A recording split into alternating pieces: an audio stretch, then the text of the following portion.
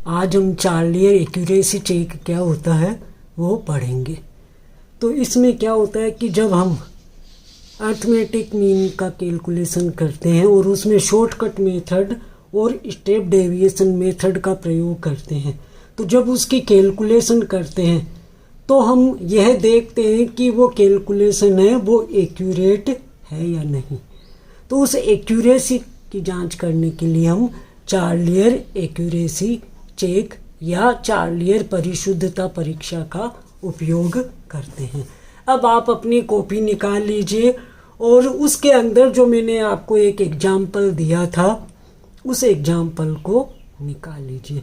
तो जब हम शॉर्टकट मेथड और स्टेप डेविएशन मेथड से इसको हल किया था तो आप देखिए कि जो 0.5 इसकी हमने मिड वैल्यू निकाल ली थी और ये है इसकी फ्रीक्वेंसी, ठीक है। और उसके बाद हमने क्या किया था स्टेप डेविएशन में कि dx निकालने के बाद है हमने उसको क्या किया था i से डिवाइड कर दिया था।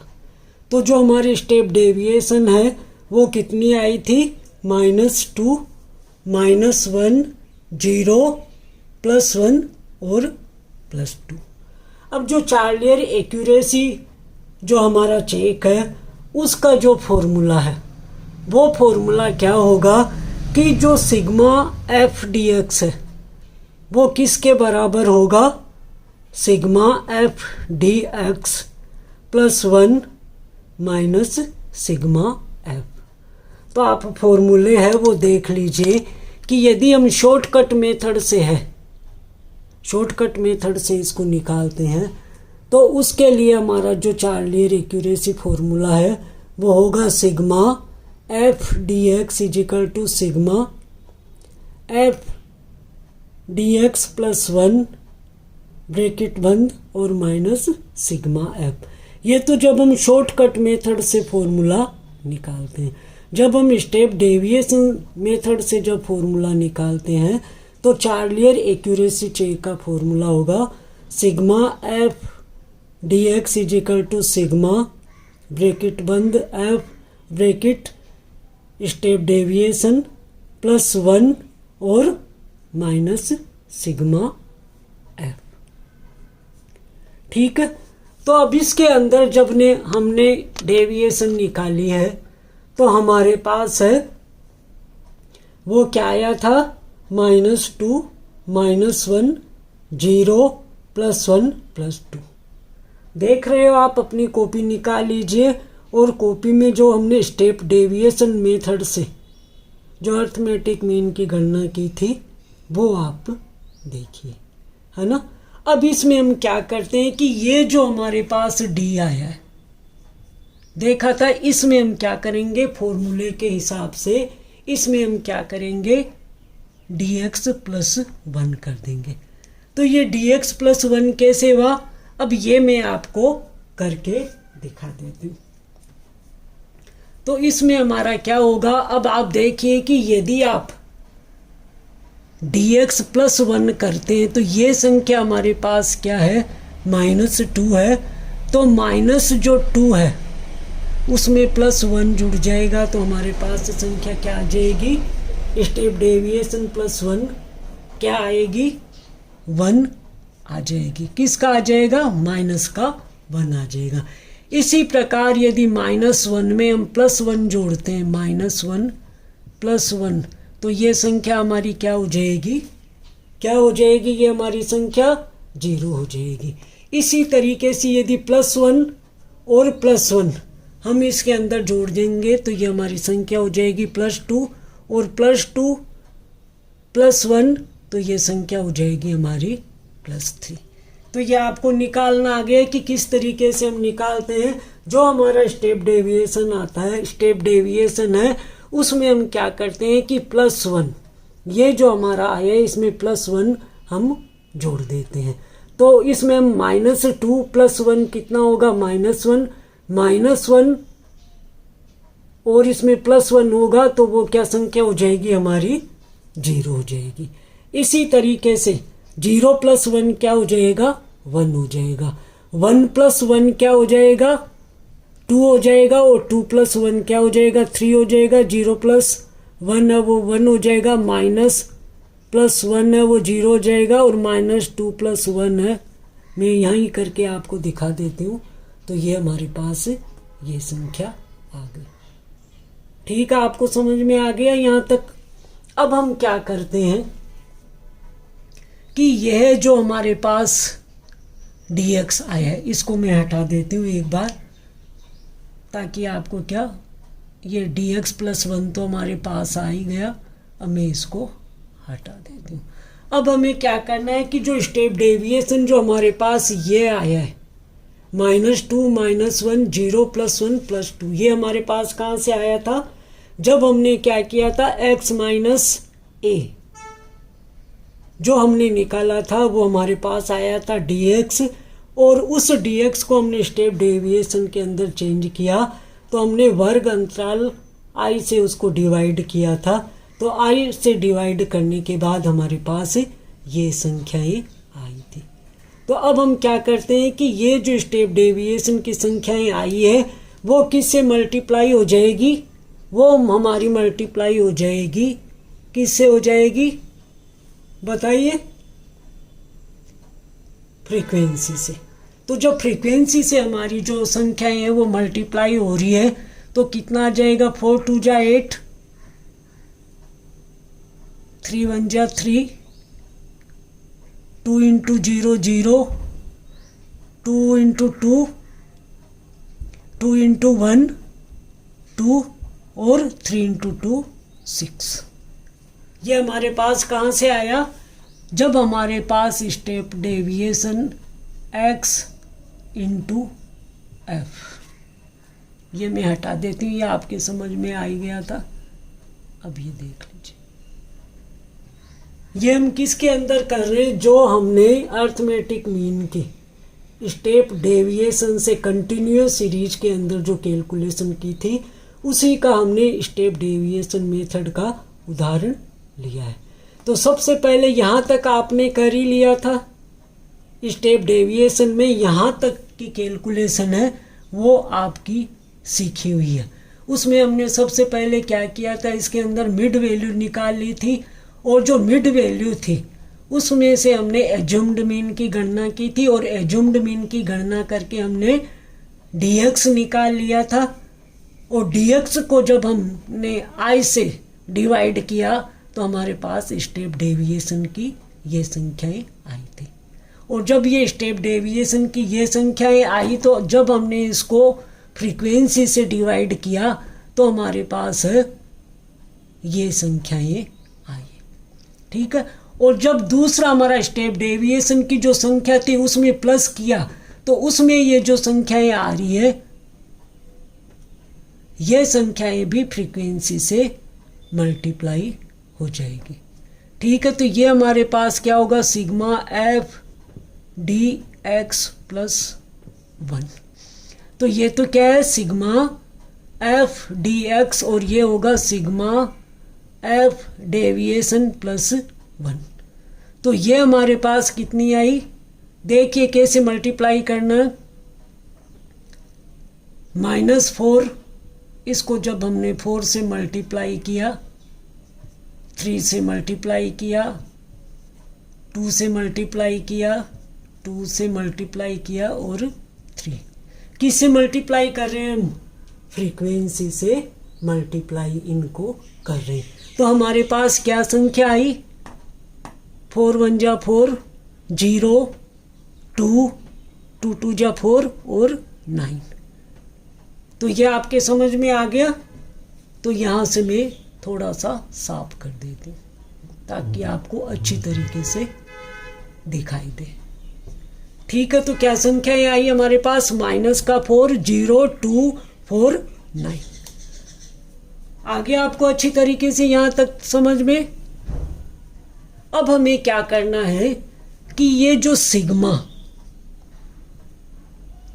f स्टेप डेविएशन x, तो इसकी हमारे पास क्या वैल्यू होगी, 6 7 8 और 8 -8 चला जाता है, तो हमारे पास संख्या बचेगी -3। इसी तरीके से हम sigma f d x plus 1 का है वो टोटल निकाल लेते हैं, तो ये टोटल हमारे पास आएगा।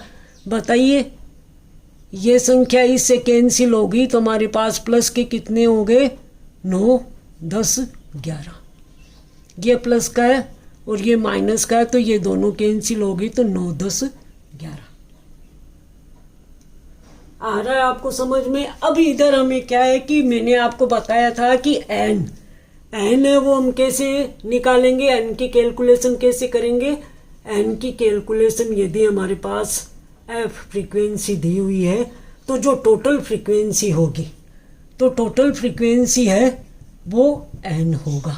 तो टोटल फ्रीक्वेंसी कितनी है? 4, 3, 7, 8, 9, 10, 11, 12, 13, 14। ठीक है। अब ये जो हमारे पास संख्याएं आई है, इन संख्याओं को हम क्या करेंगे? इन संख्याओं को हम, जो हमारा फॉर्मूला है, क्या फॉर्मूला है? Sigma f d x equal to, क्या फॉर्मूला है हमारा? Sigma f step deviation plus 1 close and minus, क्या होगा माइनस? बताइए, सिग्मा एफ। समझ में आ गया? ये स्टेप डेविएशन से जब हमने कैलकुलेट किया था अर्थमेटिक मीन, तो उसके लिए ये चार्लियर का एक्यूरेसी फॉर्मूला है कि जो हमने कैलकुलेशन की है वो सही है या नहीं। तो यहाँ पे क्या संख्या आएगी बताइए? यहाँ पे ये संख्या आएगी -3। तो -3 इजिकल टू, और ये टोटल हमारी संख्या क्या थी? ये टोटल संख्या थी +11 और माइनस का जो सिग्मा एफ है, सिग्मा एफ होगा 14। तो -3 इजिकल टू -3 आपको दिखाई दे रहा है? ये देखिए। अब आप देखिए कि सिग्मा एफ डी एक्स, इसकी वैल्यू क्या थी? -3 इजिकल टू, और इसकी जो वैल्यू थी टोटल, वो टोटल वैल्यू थी +11, और जो फ्रीक्वेंसी है, टोटल फ्रीक्वेंसी, वो थी 14। तो जब हम इनका मान रख देते हैं -3 इजिकल टू +11 और -14, तो -3 इजिकल टू क्या हुआ? -14 में से +11 निकाल देंगे तो -3। तो जो हमने कैलकुलेशन की थी स्टेप डेविएशन की, जो कंटिन्यूअस सीरीज थी, उसमें जब हमने अर्थमेटिक मीन निकाला था, तो वो हमारी जो कैलकुलेशन है वो सही थी। क्यों? क्योंकि चार्लियर एक्यूरेसी जो चेक है उससे भी हमने इसको देख लिया। ठीक है। इसी तरीके से जब हमने किया है, हटा देती हूँ मैं, आपके ये समझ में आ गया। इसी तरीके से यदि हम शॉर्टकट मेथड से करते हैं, शॉर्टकट मेथड से करते हैं, तो हमारे पास क्या होगा? ये हो जाएगा sigma f d x equal to sigma f d x plus 1 और माइनस सिग्मा एफ। ठीक है। तो ये कौन से मेथड से है? 4 स्टेप डेविएशन से है ये, और ये किससे है? Shortcut method. बस एक ही चीज का अंतर है, स्टेप डेविएशन में अपन क्या करते हैं कि जो वर्ग आवृत्ति होती है तो उस वर्ग आवृत्ति का भाग दे देते हैं, और जो शॉर्टकट मेथड होता है उसमें डेविएशन होती है। स्टेप डेविएशन में क्या होगा? वर्ग आवृत्ति का भाग लग जाएगा, और इसमें क्या होगा? इसमें डायरेक्ट होगा। ये मैं आपको कल अच्छी तरीके से समझा चुकी हूँ। ठीक है। अब हम देखेंगे कि कंबाइंड मीन, हटा देती हूँ मैं इसको। चार्लियर एक्यूरेसी चेक आपके समझ में आ गया। जो भी हमने लिया था, जो मैंने कल आपको समझाया था एग्जाम्पल, उसको लेके मिड वैल्यू तक, है ना, यहाँ तक तो हमने कल कर लिया था। यहाँ तक मैंने आपको बता दिया था कि किस तरीके से हम स्टेप डेविएशन निकालते हैं। उसके बाद जो हमारे पास स्टेप डेविएशन आई उसमें हम +1 कर लेते हैं। तो +1 करने के बाद जो ये वैल्यू आई, तो ये वैल्यू और ये वैल्यू, ये दोनों वैल्यू है वो फ्रीक्वेंसी से मल्टीप्लाई हो जाएगी और इस फॉर्मूले पे रखने पे हमारा आंसर आएगा। तो जो लेफ्ट साइड की जो वैल्यू आ रही है वो राइट साइड की वैल्यू के बराबर होनी चाहिए। अब हम है कि कंबाइंड मीन, अब मान लीजिए कि एक ग्रुप है लेकिन वो ग्रुप है वो कई भागों में बटा हुआ है। तो कंबाइंड मीन जो हमारा है, जो कंबाइंड मीन है उसकी कैलकुलेशन है, कंबाइंड जो अर्थमेटिक मीन है उसकी कैलकुलेशन हम अर्थमेटिक मीन की कैलकुलेशन है वो कैसे करें। अब यहाँ तक तो हमारे समझ में आ गया है ना कि चलो एक ही श्रेणी है उसके अंदर दी हुई है। लेकिन यदि अर्थमेटिक मीन एक जो ग्रुप है और ग्रुप के अंदर है वो कई सारे भाग हैं, तो हम क्या करेंगे। यदि किसी एक समूह के 2 या अधिक भागों के अलग अलग समांतर माध्य है और उन भागों में पदों की संख्या ज्ञात है, तो हम क्या करेंगे कि उस समूह का सामूहिक समांतर माध्य है ज्ञात कर लेंगे। मान लीजिए कि ये आपके पास कोई ग्रुप है ना, और इस ग्रुप के क्या है कि आपके पास दो भी हो सकते हैं या अलग अलग आपके पास समांतर माध्य है, यानी कि आपके पास अलग अलग अर्थमेटिक मीन है और ये भी ज्ञात है और इनकी जो एन है यदि संख्या भी आपको ज्ञात है ना, अर्थमेटिक मीन है वो भी आपको ज्ञात है और संख्या भी ज्ञात है। तो यदि दोनों ज्ञात है तो उसके अंदर हम क्या है सामूहिक माध्य की गणना कर सकते हैं। तो सामूहिक माध्य की गणना करने के लिए हम क्या करेंगे, कंबाइंड मीन की गणना है या सामूहिक माध्य जो हमारा होगा, सामूहिक माध्य की गणना करने के लिए जो सामूहिक माध्य है उसकी गणना करने के लिए जो हमारे पास फॉर्मूला होगा वो क्या होगा, x बार इजिकल टू, लिख लीजिए x1 bar n1 plus x2 bar n2 और xn बार nn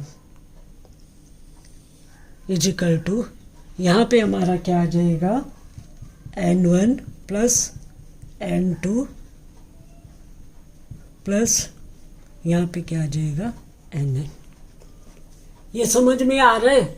यदि हमारा कोई ग्रुप है, रिसर्च वालों के लिए ये बहुत काम का है कि यदि हमारे पास कोई ग्रुप है और उस ग्रुप के अंदर हमारे पास 2 भाग है या 2 से ज़्यादा हमारे पास है अलग अलग समांतर माध्य है और उनकी पदों की संख्या है वो भी हमें ज्ञात है, तो हम क्या करेंगे कंबाइंड अर्थमेटिक मीन की गणना कर लेंगे।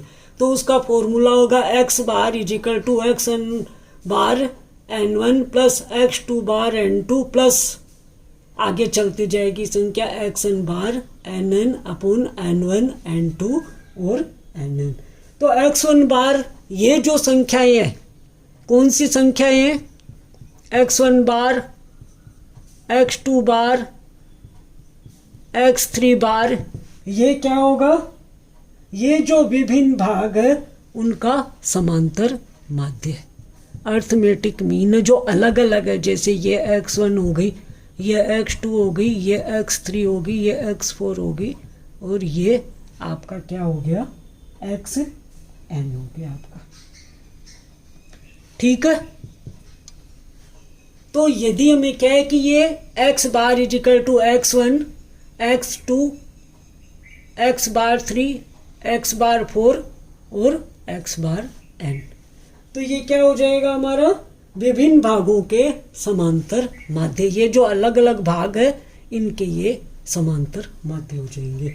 और N1 N2 N3 क्या है, ये जितने भी जो भाग है 1 2 3 4 5 जो भी भाग है इसका N1 पदों की संख्या हो जाएगी N2 N3 N4 और Nn। ठीक है, तो सामूहिक माध्यम कैसे निकालते हैं, x bar equal to x1 bar N1 x2 bar N2 और xn bar Nn upon N1 plus N2 and Nn, यानी कि विभिन्न भागों के समांतर माध्य और n क्या होगा, विभिन्न भागों में इकाइयों की संख्या। इसी प्रकार यदि हमारे पास सामूहिक समांतर माध्य, यदि ये सामूहिक समांतर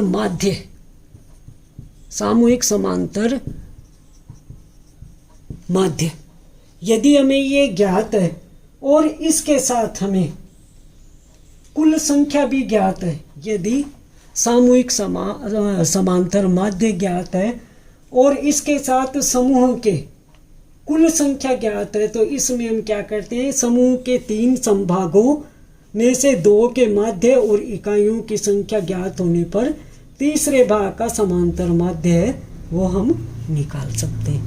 ये आपने लिख लिया, ये मैं हटा देती हूँ।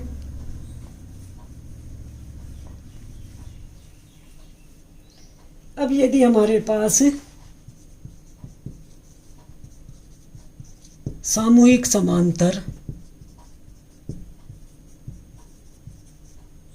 माध्य है ना, तो सामूहिक समांतर माध्य क्या है, x बार। यदि ये हमें ज्ञात है और इसके साथ जो कुल संख्याएं हैं,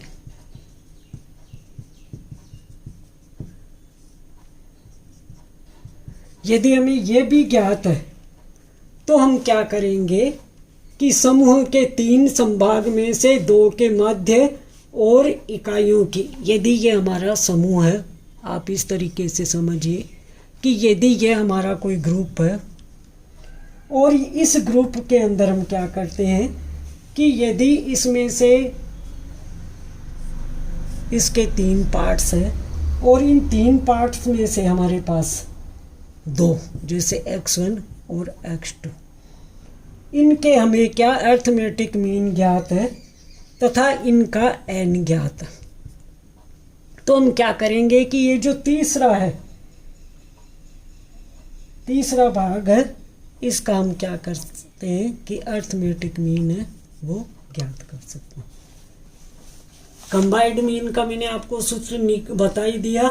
और दूसरा क्या है कि यदि हमारे पास सामूहिक समांतर माध्य है, x हमें ज्ञात है और यदि n हमें ज्ञात है, तो यदि कोई भी ग्रुप दिया हुआ है, जैसे उस ग्रुप के मान लीजिए कि 3 पार्ट है, 3 पार्ट में से जो 2 पार्ट है उसके हमारे पास है कि सामूहिक समांतर माध्य और कुल संख्या में ज्ञात है, तो जो तीसरा पार्ट है उसका हम अर्थमेटिक मीन निकाल सकते हैं। तो उसके लिए जो हमारा सूत्र होगा वो सूत्र आप लिख लीजिए कि क्या होगा, वो हमारा सूत्र होगा x bar equal to x bar n minus x1 bar n1 plus x2 bar n2 upon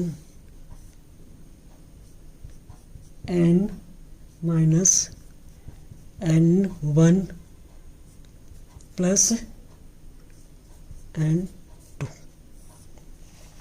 आपको ये चीज़ समझ में आई? मैंने क्या बताया मैं दोबारा से बता देती हूँ कि यदि आपके पास कोई ग्रुप है और ग्रुप के आप देख लीजिए कि 3 भाग है, 3 पार्ट्स है, तो उसमें 2 पार्ट्स का तो आपको सामूहिक समांतर माध्य और कुल संख्या यदि आपको ज्ञात है और तीसरे का ज्ञात नहीं है, तो इन 2 के माध्यम से हम तीसरे का हम क्या कर सकते हैं, अर्थमेटिक मीन है वो निकाल सकते हैं।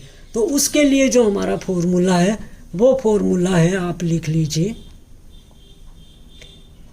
वो फॉर्मूला है हमारा x bar equal to x बार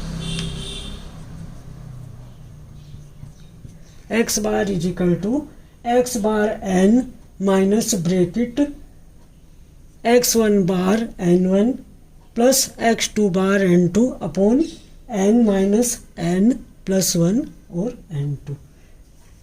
तो ये जो फॉर्मूला है, ये फॉर्मूला क्या है, किसके ऊपर आधारित है? एल्जेब्रिक प्रॉपर्टी के ऊपर आधारित है। ये फॉर्मूला किसके ऊपर आधारित है?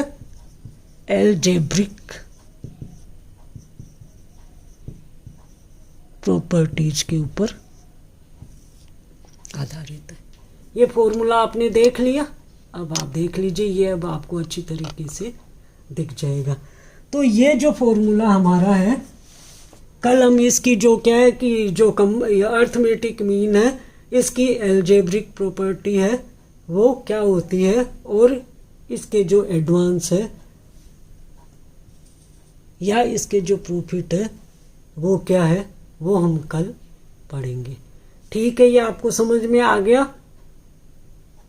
और इससे हम कल क्या करेंगे, जो सामूहिक समांतर माध्य है वो किस तरीके से हम निकालते हैं, या कंबाइंड मीन किस तरीके से हम निकालते हैं, उसका एग्जाम्पल कल मैं आपको बताऊंगी। Thank you students.